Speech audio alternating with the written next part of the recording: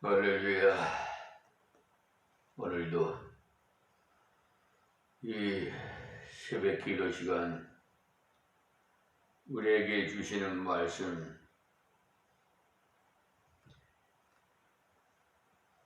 창세기 강해 설교로 이제 10장으로 넘어갑니다. 이 말씀을 통해서 우리는 하나님께서 노아에게 예언하신 그대로 생육하고 번성해서 땅에 충만하도록 하셨다는 것을 배울 것입니다. 노아가 하나님 말씀을 믿고 걸어갔더니 그렇게 되었습니다. 하나님께서 그 말씀을 주셨더라. 또 이기들이 믿지 않고 순종치 아니하면은 상관없는 것이 되고 마지요. 하나님께서는 약속을 주셨을지라도 우리가 그 약속을 믿지 아니하면, 믿고 걸어가지 아니하면 우리 속에 그 약속이 임하지 않습니다. 주 예수를 믿으라. 그리하면 너와 네 집이 구원을 받으리라 하셨지만 주 예수를 안 믿으면 나와는 상관없는 것이 됩니다. 생육하고 번성하라고 하나님이 복된 말씀을 주셨을 때 그 말씀을 믿고 농사를 짓고 온 땅으로 흩어져 살아야 가야 합니다. 그런데 11장에 가보면은 흩어지지 않으려고 애를 썼지만은 하나님께서 기상수단을 사용하셔서 흩어지도록 하셨어요. 그 내용이 10장에도 역사 속에 약간 나옵니다. 그러므로 하나님의 약속을 깨달았을 때 그 약속을 믿고 그 약속대로 걸어가야 내 속에 그 약속이 나타납니다. 그리고 이 말씀을 봤을 때 모든 인류는 한 혈통이라는 것을 알 수가 있어요. 아담의 피를 받은. 그래서 우리는 시조가 아담이에요. 그런데 알지 못하시는 분들은 당군이 시조라고 그렇게 알고 있어요. 그러니까 그분들이 좀 이 방송을, 유튜브 방송을 듣고 좀 회개하고 깨달았으면 좋겠습니다. 그런데 강요는 안 하겠습니다. 선택의 자유가 있으니까요. 그분들의 그 인격도 주권도 있잖아요. 그러니까 그런 자유입니다.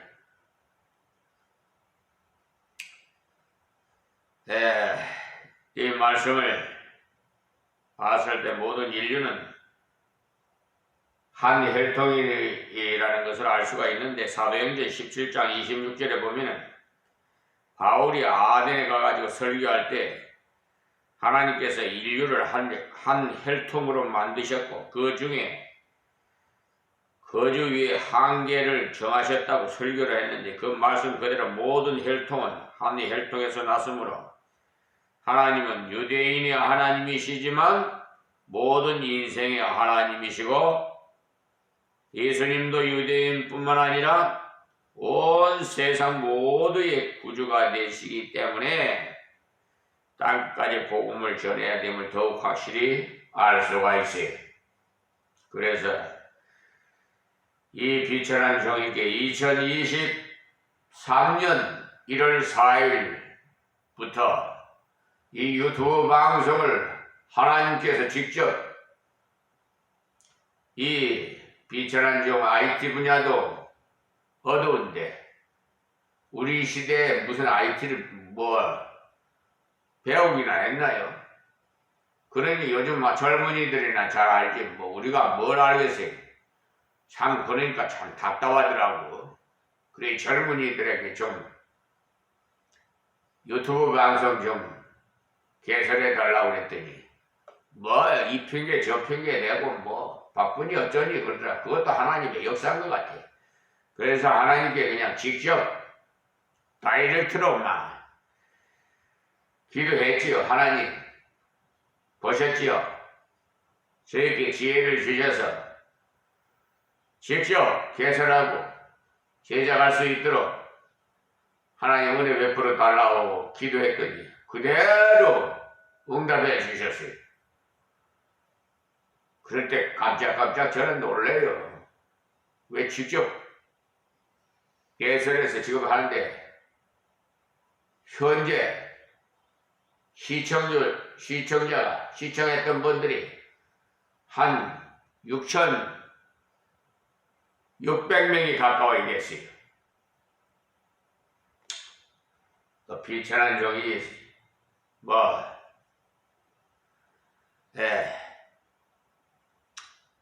사람한테 인기 끌려고 그런 건 전혀 아닙니다.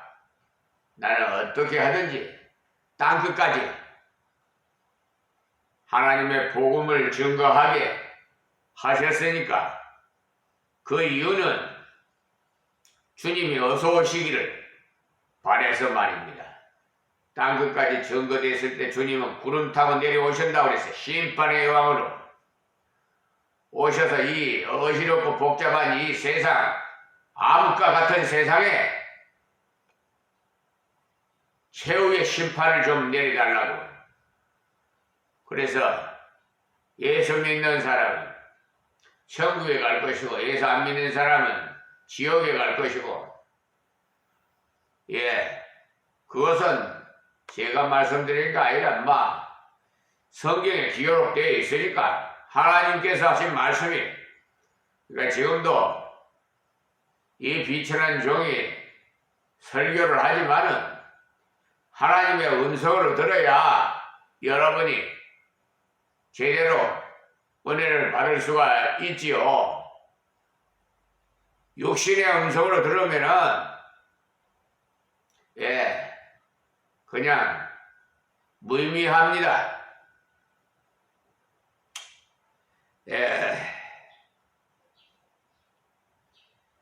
먼저 1절에서 5절까지 통해서 야벳의 계통을 말씀하셨는데 1절부터 보겠습니다. 노아의 아들 셈과 함과 야벳의 후에는 이러하니라. 홍수 후에 그들의 아들들을 낳았으니 말씀하십니다. 지난번에도 말씀드렸죠. 이들은 다 결혼한 사람들이었지만은 홍수 전에는 아이를 못 낳았어요. 왜 그랬을까요? 만약에 그 홍수 전에 낳더랬으면 방주에 들어가서 생활하기가 좀 복잡했을 거예요.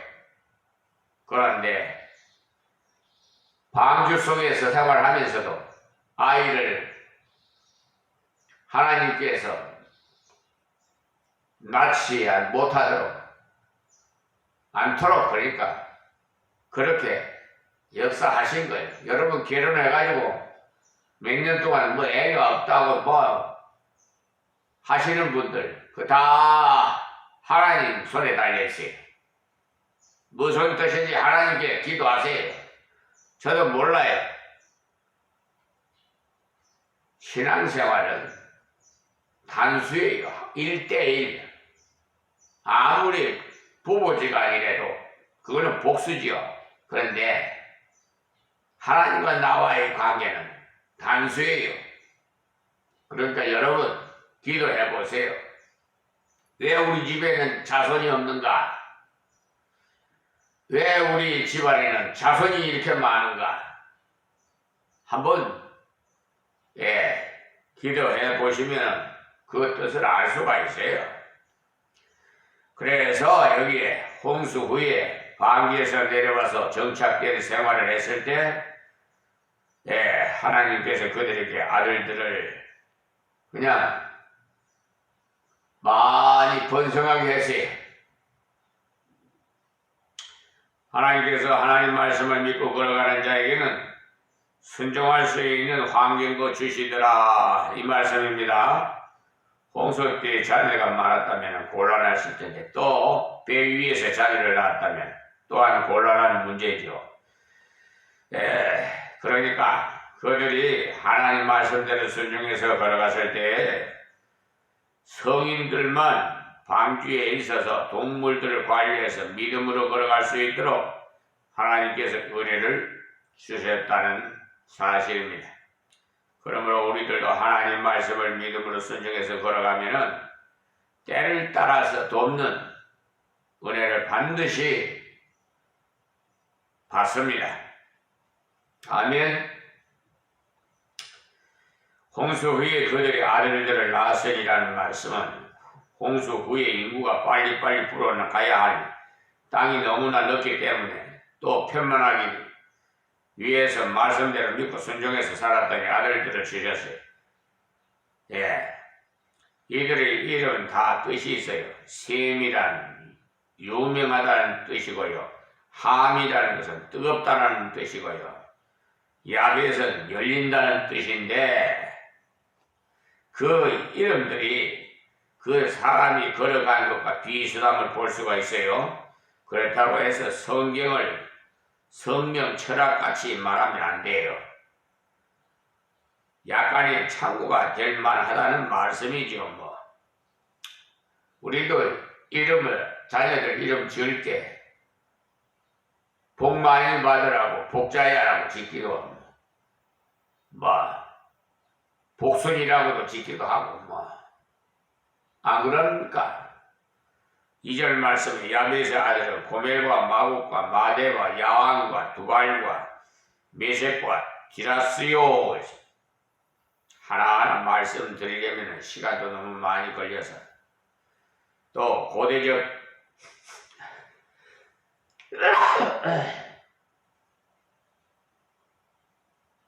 것이라서 역사적으로 확실하지 모르는 것도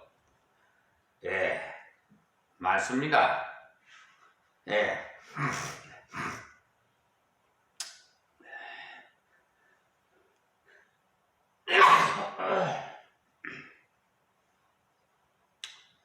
고멜은 키메리족 계통으로 영국 계통의 사람들인데 야벳의 아들 중에 첫 번째로 나온 영국 계통이 야벳의 후손이라는 것. 그 다음 마국은 흑해 동남쪽에 있는 수구디아인이라고 보통 소개가 되는 민족이 이 민족이 계시록에 곡과 마국이라 해서 말세 때 사탄의 역사가 일어날 때 곡과 마국에 일어난다고 했는데 그것이 슬라브 계통이 계시록 20장 8절 보세요. 현재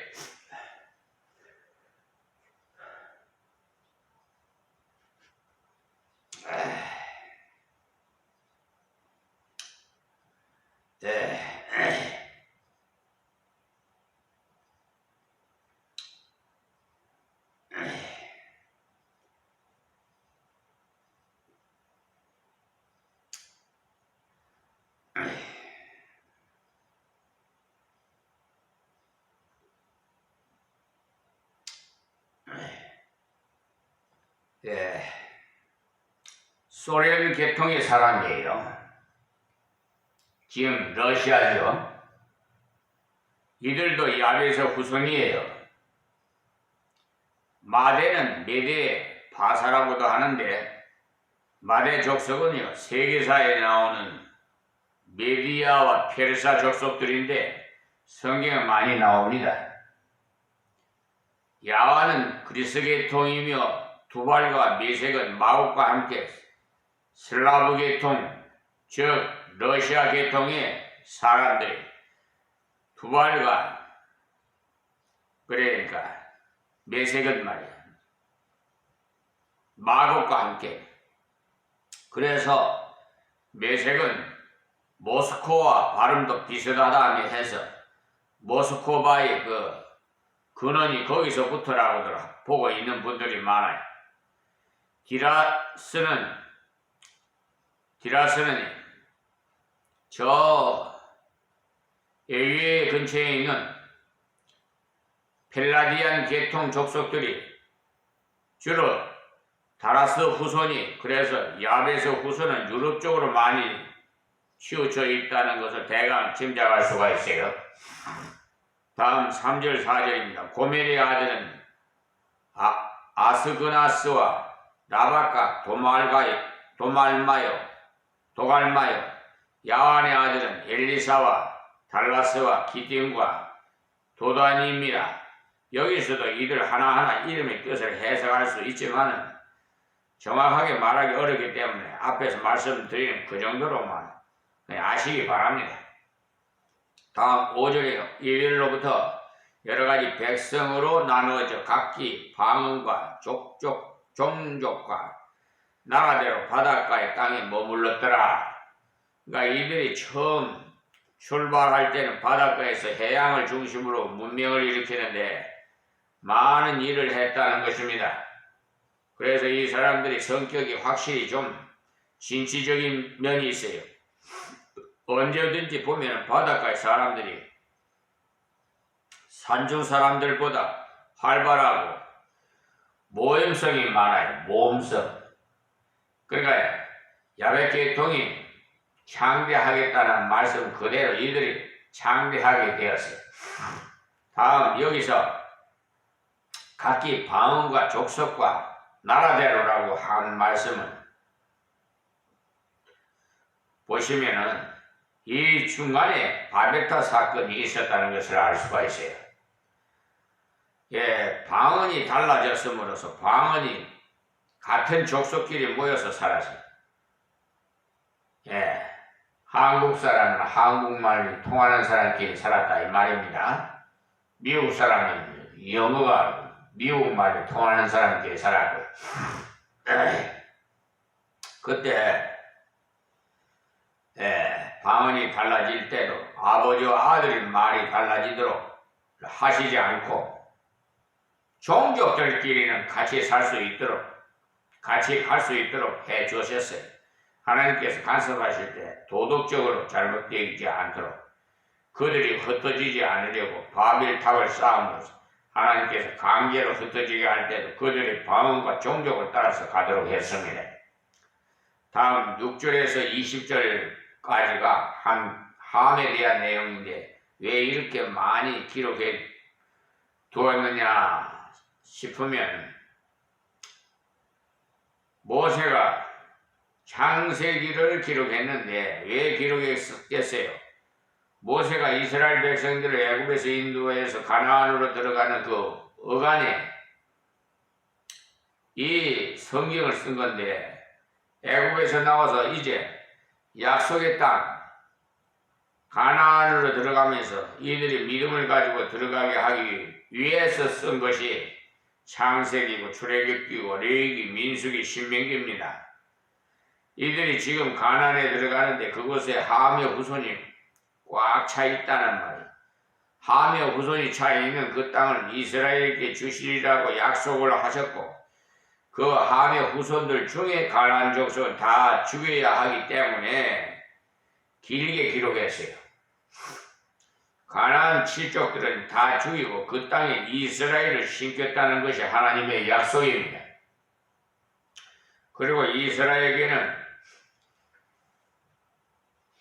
하나님의 그 명령이 때문에 그 명령과 약속의 근거를 확실히 보여주어야 합니다.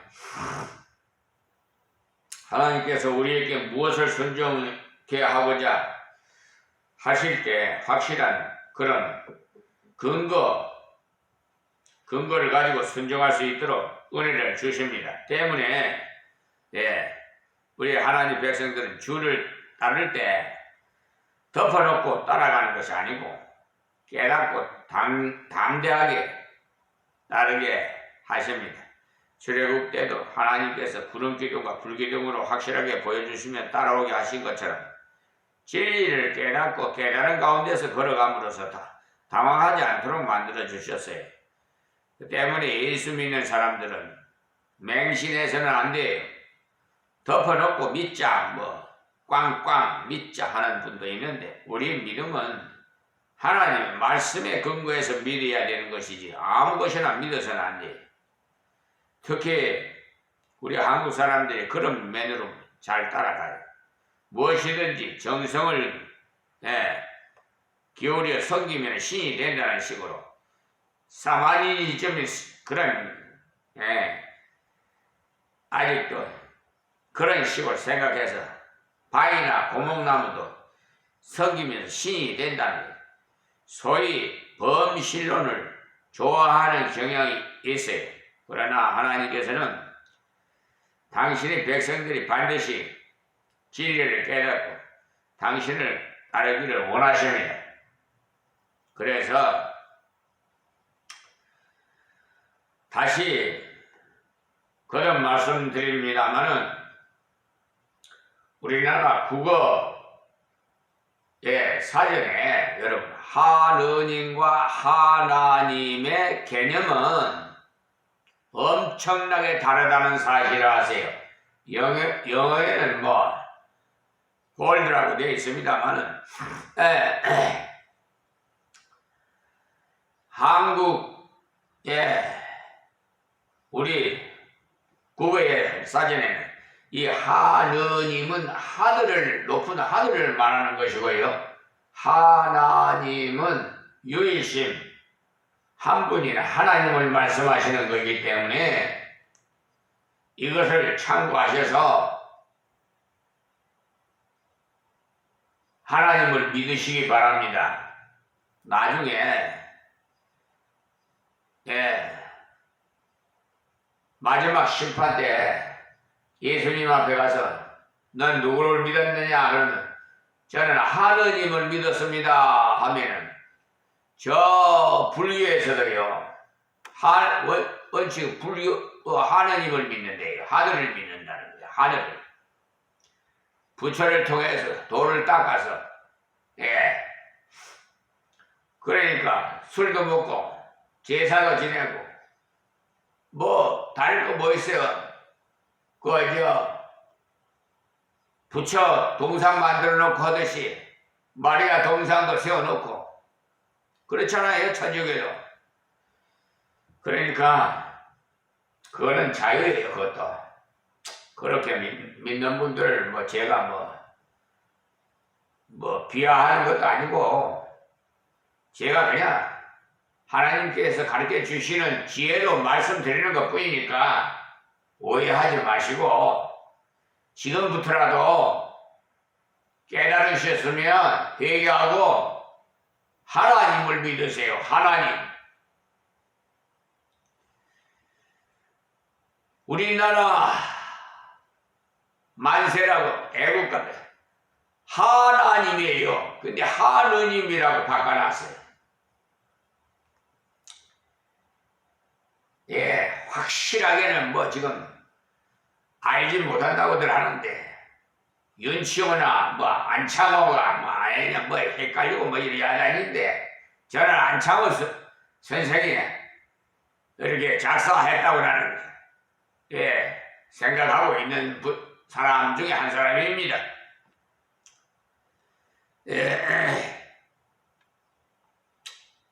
그러니까 우리가 알고 하나님을 믿자 이 말입니다. 함의 기록을 이렇게 많이 하신 이유가 이들이 지금 들어가서 징벌을 하고 정복해야 하는데 그렇게 해야 하는 이유를 말씀하시기 위해서 길게 설명하신 거예요. 다 이유가 있습니다. 제가 잘나서 똑똑해서 이렇게 하신 거 아니죠. 성령이 이 비천한 교회에 임하셔서 말하게 하시는 거예요. 입을 벌려 말하게. 그냥 도구에 불과하다고 생각만 하시면 됩니다. 성경에서는 가나안 족속들과는 사귀지도 말고 뭐 타협하지 말고 오히려 멸하라고 했는데 싸울래 말래 그들에게도 묻지도 말고 들어가서 쳐라고 했어요. 어떻게 보면 하나님께서 너무하시다 싶지만 그러나 너무하신 것이 아니고 그렇게 해야만 딱 맞기 때문에 그렇게 하신 거예요. 우리 생각과 하나님의 생각은 달라요. 무조건 하나님 말씀 순종하세요. 자기 생각대로 하면 자기가 하나님이지 뭐. 그것이 아주 불신이고 교만이고. 10장에서는요 총론적으로 종족에 대해서 한번 쓱 말씀하시고 11장부터는 강론으로 들어가서 하나하나 개별적으로 말씀해 주시는데 여기서는 세 마음 야벳의 후손들은 누구누구였다는 것을 가르쳐 주시므로 아 그렇게 되었구나 알게 하시고 11장에서는 하나님이 어떻게 하심으로써 자기들이 히브리 백성이 되었는가에 대한 기록이 12장부터는 아브라함에 대해서 나오는데 아브라함은 이렇게 부름을 받아서 이렇게 나오게 되고 애국으로 내려갔다가는 이러이러하게 나오게 되었다는 그 근거를 확실하게 가르쳐 주셨기 때문에 이스라엘이 즐거이 순종했어요. 우리가 깨닫고 순종할 때 근기를 가지고 기쁨을 가지고 순종할 수가 있어요. 우리 어린이 유치원 어린이 저 주일학교 어린이에게도 배울 것이 있어요. 여기서 알 수 있는 것은요, 악과 타협에서는 안 되는 것이 아니라 악을 바르게 알아서 악을 처리하기 위해서 함의 후손에 대한 것을 상세 기록해 놨어. 그러니까 성결한 이방 종교나 잘못된 종교를 정복해 나가는 거예요. 원래 이방 종교가 기독교는 대화가 되지 않아요. 힌두교 같이 말이에요. 성경적으로는 대화가 안 됩니다. 왜? 그들은 다 죽을 인생들이므로 예수를 믿어야 구원이 있다고 전도해야 하니까 어떻게 대화가 되겠습니까? 대화를 하려면 타협의 길을 가는 것밖에 없기 때문에 복음으로 정복하는 것 외에는 대화가 있을 수가 없어요. 저 여호와 증인들, 이단들 말이에요. 우리 주위에 소위 종교인들은 마음을 선하게 가지는 것 같으므로 겉으로는 볼 때는 도덕적으로는 그럴 법해 보이고 또 세상 사람들은 그런 종교를 원합니다만 기독교는 종교가 아니고 복음이에요. 종교란 건 자기가 노력해서 어느 지경에 도달하려는 것임으로써 그런 의미에서 기독교는 종교가 아니고 복음입니다. 예수를 믿으면 살고 믿지 않으면 어떻게 해요? 지옥으로 임으로 아주 선명한 거죠.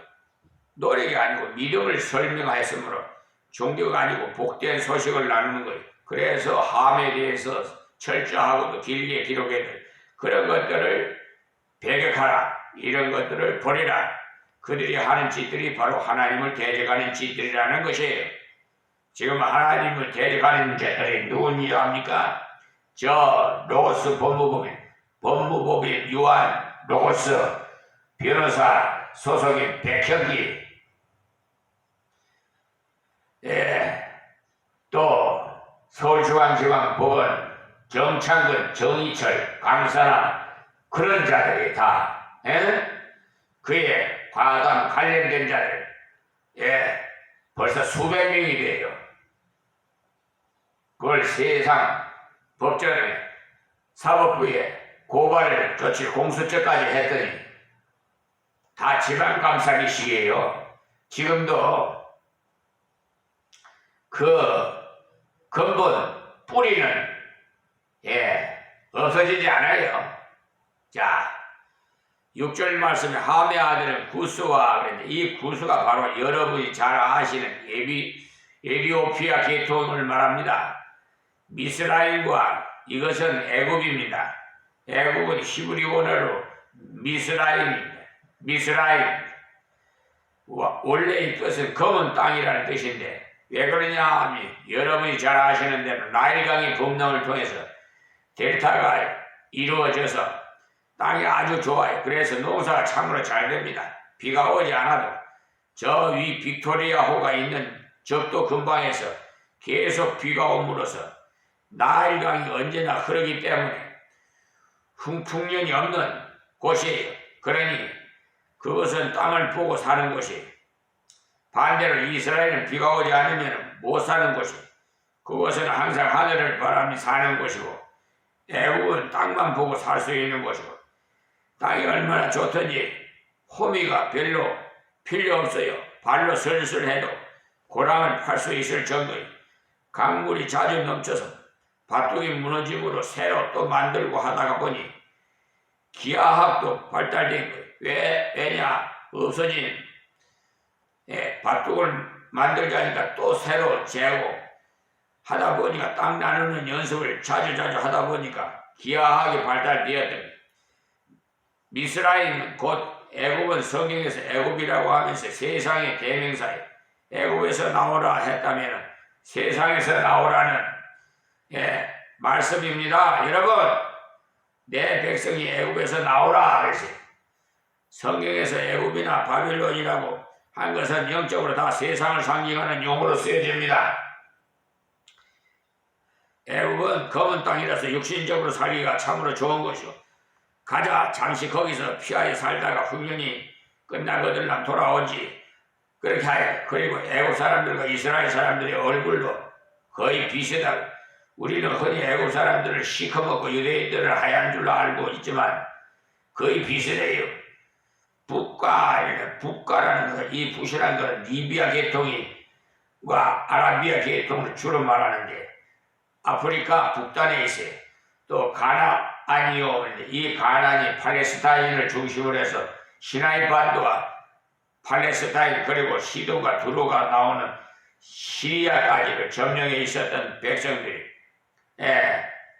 이 가나안 사람들을 굉장히 미워했어요. 가나안이라는 건 자줏빛이라는 말인데, 그 근방에 자줏빛 조개가 많이 나서 그것을 건져서 물감을 많이 들었기 때문에 이름을 그렇게 붙였다고 봅니다. 어떤 사람은 그 땅에 불그스름하기 때문에 그렇게 말하지 않았겠나 하는데, 확실히 알 수는 없으므로 그 정도로 알고 지나갑시다. 나중에 가면 이 가나안에 대한 설명이 제일 많이 나오는데, 오늘은 여기서 말씀 또 맺겠습니다. 시간 제한이 있어서. 하나님 감사합니다. 귀 있는 자는 다 들어서 깨닫고 은혜 받고 하나님을 바르게 알고 신앙생활을 할 수 있도록 하나님 은혜를 베풀어 주시옵소서. 예수님의 이름으로 기도합니다. 아멘.